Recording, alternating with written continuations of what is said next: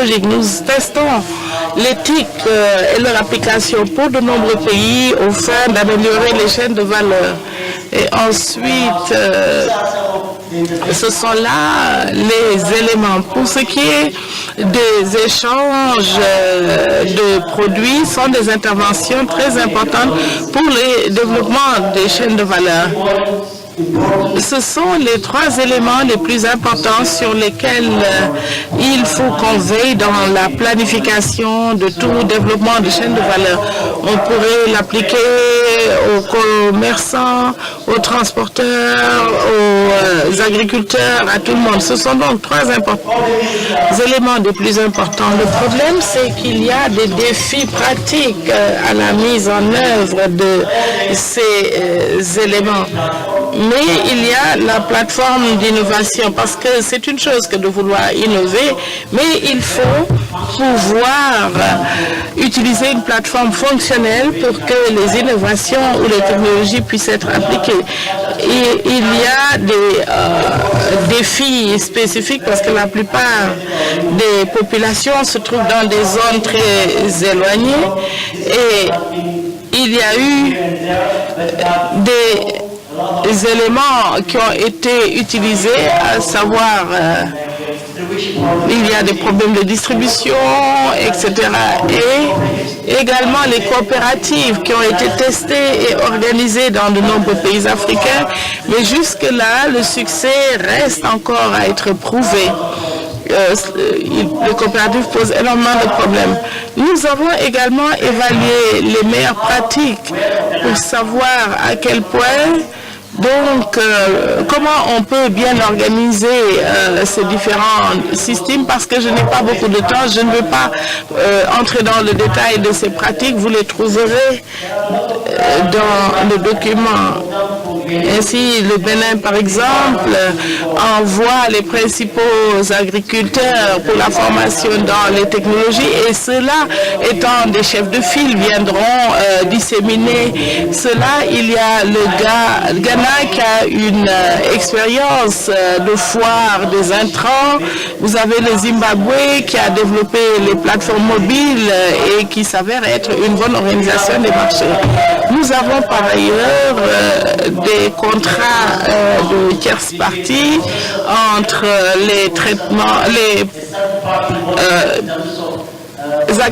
industriels du lait et les éleveurs, et la mise en application de ces contrats s'est avérée très utile. Cela a aidé à une plus grande efficacité. Ce sont là une liste d'expériences dans différents pays à différents niveaux.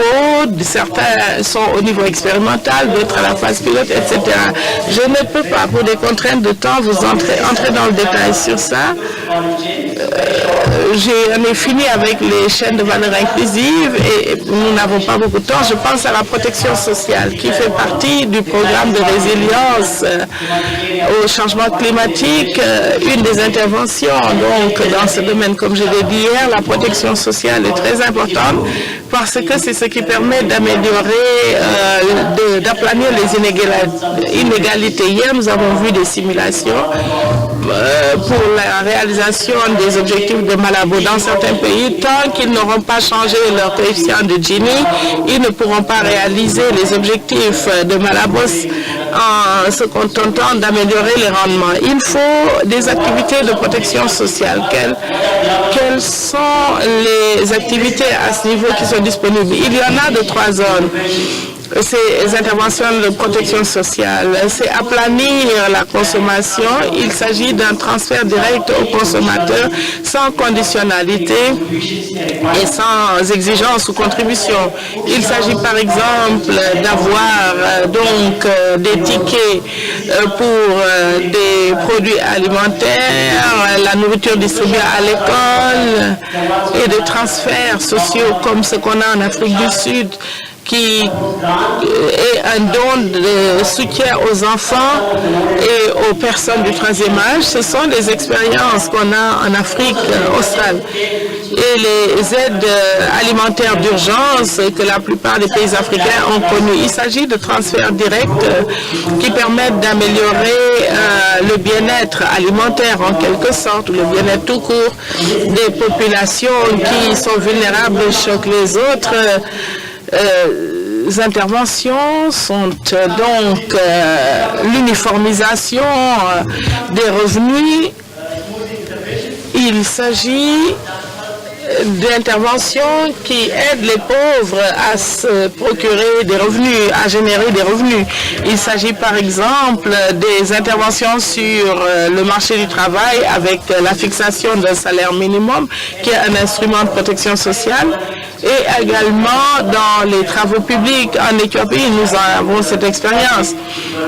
Il s'agit de services d'emploi public en quelque sorte. Ce sont des activités de service le long de la construction des routes, la conservation des sols, et cela se fait sous forme de paiement en liquide. Ensuite, des pratiques, des packages d'investissement pour les pauvres qui leur permettent de générer des revenus à partir d'activités dans lesquelles ces fonds sont investis. Ensuite, cela peut être pour la production, pour donc l'embauche, la pêche, etc. Cela est destiné aux groupes les plus démunis et les plus vulnérables pour la diversification de leurs moyens d'existence. Ensuite, il y a la formation ou des dons ou des microcrédits. En Éthiopie, nous avons commencé le microcrédit à des taux d'intérêt raisonnables, et après on s'est rendu compte que certains des agriculteurs ou des petits exploitants étaient simplement trop pauvres pour s'endetter. Et depuis 2015-2016, nous avons commencé à leur proposer des dons pour investissement, et cela à des agriculteurs sélectionnés pour pouvoir diversifier leurs moyens de subsistance. Nous n'avons pas encore évalué cela pour l'étendre. Ensuite, il y a l'assurance dans le milieu, l'assurance sociale qui peut protéger les foyers contre des chocs, assurance vie, assurance des cultures, etc. Ce sont quelques-unes des interventions qu'on peut utiliser. Ensuite, la stabilisation des marchés qui permet d'atténuer les risques au niveau des marchés. Il s'agit de subventions des intrants agricoles qui est la forme la plus courante de stabilisation des marchés pour la sécurité alimentaire, et cela se pratique au Sénégal. Et le plus grand programme est au Malawi, programme de subvention qui a un impact sur la sécurité alimentaire, mais cela comporte des problèmes financiers. Ensuite, la subvention des denrées alimentaires comme en Égypte. Il s'agit là donc d'une subvention générale pour permettre aux populations de s'approvisionner en denrées alimentaires au prix les plus bas. C'est une option pour le gouvernement. Ensuite, il y a l'implication de l'État dans la production et le commerce des produits agricoles ou des produits alimentaires. Voici donc les différentes interventions de protection sociale qui pourraient être adoptées par les PNIA. Alors, il s'agit d'interventions